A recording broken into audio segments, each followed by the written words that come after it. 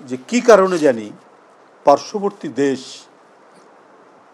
এক ধরনের ক্ষোভে বেদনায় বাংলাদেশের প্রতি এক ভয়ঙ্কর বিদ্বেষপরায়ণ হয়ে উঠছে।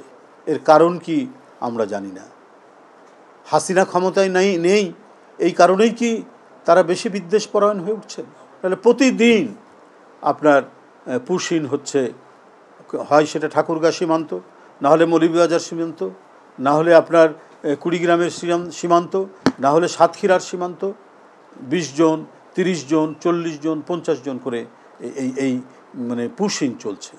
তো এটা তো মনে হচ্ছে যে কেন জানি একটা পায়ে পাড়া দিয়ে ঝগড়া লাগানোর একটা প্রচেষ্টা, এই ধরনের একটা প্রচেষ্টা কিনা, এই প্রশ্ন তো আজকে সারা দেশের মানুষের মধ্যে এবং আন্তর্জাতিক সম্প্রদায়ের মধ্যেই উঠেছে।